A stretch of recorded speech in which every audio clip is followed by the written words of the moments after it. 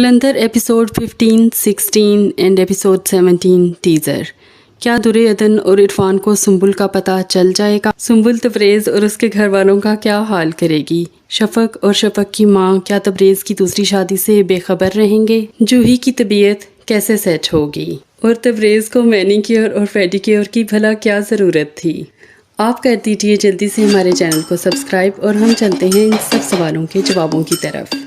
दुर्योधन के चचा ने मकार और कुटनी औरतों को मात देते हुए चाल चली और दुर्योधन को उसके घर ज़बरदस्ती भिजवा दिया, वो भी इरफान के साथ। इरफान को भी क्योंकि इस सारे मामले से बेखबर रखना है और दुर्योधन को भी।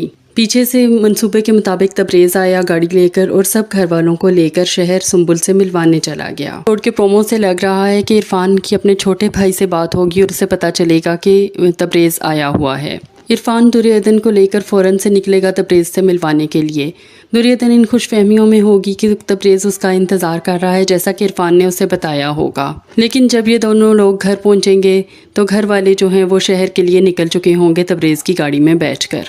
इरफान को पहले ही कुछ शक तो तबरेज़ के बिहेवियर से हो रहा है, लेकिन अब उसे यकीन हो जाएगा कि यकीनन दाल में कुछ काला ज़रूर है। और लगता यह है कि इरफान जल्द ही इस नतीजे पर पहुंच जाएगा कि शहर में कुछ खिचड़ी पक रही है, इसीलिए माँ बाप भी वहां पर गए हैं और यकीनन कोई ना कोई लड़की का चक्कर है, क्योंकि वो देख रहा है कि मोबाइल दुर्योधन के पास आ जाने के बावजूद तबरेज़ मुसलसल दुर्योधन को इग्नोर कर रहा है। और इरफान को ये बात भी समझ आ जाएगी कि उसे और दुर्योधन को एक मंसूबे के तहत गाँव भेजा गया था। समझ तो दुर्योधन को भी आ ही जाएगी, लेकिन वो बहुत ही सादा और मासूम है, वो फिर से पॉजिटिव ही सोचेगी। लेकिन आखिर कब तक? एक दिन तो दुर्योधन को भी पता चल ही जाएगा कि उसके शोहर साहब शहर में क्या गुल खिला चुके हैं, लेकिन तब तक तबरेज़ की शादी हो चुकी होगी।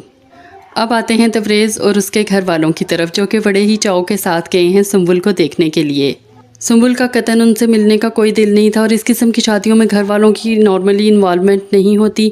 हैरत है कि सुंबुल ने इजाज़त कैसे दे दी उन लोगों को आने की। तबरेज़ की माँ 2 किलो के झुमके लटका के और 4-4 किलो की चूड़ियाँ पहनकर, और जूही भी जो है वो पूरी चमक छलो बन कर गई है। जूही की बेइज्जती का बेसब्री से इंतज़ार है कि कैसे सुंबुल उसकी तबीयत सेट करती है, और कुछ करे या ना करे अल्लाह करे सुंबुल उसकी नकली पलकें तो उतार फेंके। सुंबुल और सुंबुल का बाप अच्छे तरीके से तबरेज़ और उसके घर वालों की तबीयत सेट करेंगे और सुंबुल अच्छे से तबरेज़ को समझा देगी कि ये लोग आज तो आ गए हैं, आइंदा कभी भी ना आए। तबरेज़ के घर वालों की खुशफहमियां हैं कि ख़त्म ही नहीं होने को आ रही। बाप का फ़ोन तबरेज़ बंद करता है इसलिए कि सुंबुल की कॉल आ रही है और बाप इस चीज़ को माइंड कर रहा है। उन्हें क्या ये समझ नहीं आ रही कि वो अपने बेटे को बेच रहे हैं, उसका सौदा कर रहे हैं, तो सौदे में तो चीज़ दूसरे की हो जाती है। तब जिस वक्त दुर्योधन ने कॉल करके तबरेज़ से गाँव जाने की इजाज़त मांगी, उस वक्त तबरेज़ के चेहरे पर एक बहुत ही खूबसूरत मुस्कुराहट थी, क्योंकि सुंबुल तो हर वक्त उसे अपने इशारों पर नचवाती है, ना कि उसकी कोई बात माने। शादी के बाद ये एहसास तबरेज़ के अंदर मज़ीद बढ़ जाएगा जब सुंबुल अभी जो थोड़ा सा लिहाज कर रही है वो भी ख़त्म करते हुए तबरेज़ को बिल्कुल ही मुलाजिम बना देगी। ऐसे में तबरेज़ को दुर्योधन की याद बहुत सताया करेगी। यही वजह होगी कि तबरेज़ आहिस्ता आहिस्ता सुंबुल से दूर और दुर्योधन के करीब होता जाएगा, क्योंकि जब वो दुर्योधन के पास आएगा उसकी मर्दाना हिस्स को एक तसल्ली मिलेगी कि दुनिया में एक औरत ऐसी भी है जो उसको इज़्ज़त और मान देती है। देखते हैं मिलकर कि दुर्योधन और तबरेज़ के रिश्ते का आखिर क्या अंजाम होता है। तबरेज़ की माँ सफिया इस मंसूबे में अपनी बहन और शफक को भी शामिल नहीं कर रही, क्योंकि उनसे अब उर्फी के ससुराल का रिश्ता है और वो नहीं चाहती कि ज़्यादा लोगों को तबरेज़ की दूसरी शादी का पता चले। इस तरीके से बात मज़ीद ख़ानदान में फैल जाएगी। और पहले भी हम आपको बता चुके हैं कि शफक से ज़्यादा दुर्योधन उन्हें हर लिहाज से तबरेज़ के लिए सूट करती थी, क्योंकि अब वो लोग आराम से तबरेज़ की दूसरी शादी भी करवा सकते हैं। और इवन तबरेज़ की बीवी इस घर में आए भी तो दुर्योधन के पीछे कौन है जो बोलेगा, या दुर्योधन खुद बोलेगी। लेकिन शफक की माँ और शफक इंतहाई चालाक हैं, वो जल्द ही ये जान लेंगे कि तबरेज़ जो इतने महीने घर नहीं आता और महल्ले वाले पहले से सवाल कर रहे हैं कि तबरेज़ ने वहाँ पर शादी कर रखी है।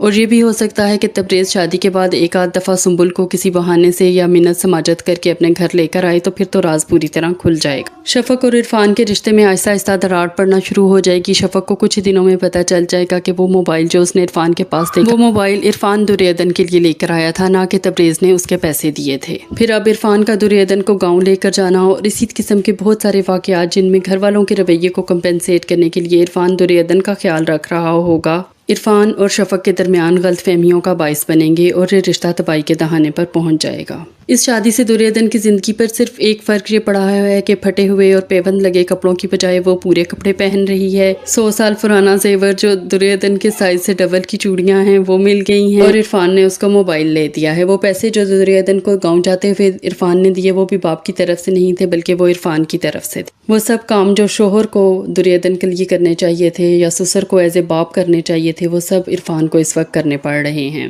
سنبل کا رویہ ویسے کافی لینینٹ ہے تبریز کے لیے۔ یہ سمجھ نہیں آ رہی کہ وہ تبریز کو فون کرنے کی کھلے عام اور فون سننے کی اجازت کیسے دیتی ہے۔ کہاں تو بختاور میں حوریہ جو ہے وہ دلاور کو کسی سے فون پر بات بھی نہیں کرنے دیتی، اور جہاں سنبل جب بھی آتی ہے یا جب بھی کال کرتی ہے تو تبریز کسی سے فون پر بات کر رہا ہوتا ہے۔ اس قسم کی لڑکیاں یہ کیسے برداشت کر سکتی ہیں؟ تبریز کو مینی اور پیڈیکیور کی کیا ضرورت تھی، یہ بھی ہمیں بالکل سمجھ نہیں آیا۔ اتنا صاف ستھرا شائنی سکن والا لڑکا ہے، اس سے تو بہت بہتر تھا کہ سنبل اپنے باپ کا مینی پیڈی کروا دیتی۔ عجیب حونک قسم کا وہ انسان لگتا ہے، ذرا کہیں سے اس کا منہ بھی دھلا ہوا نہیں لگتا۔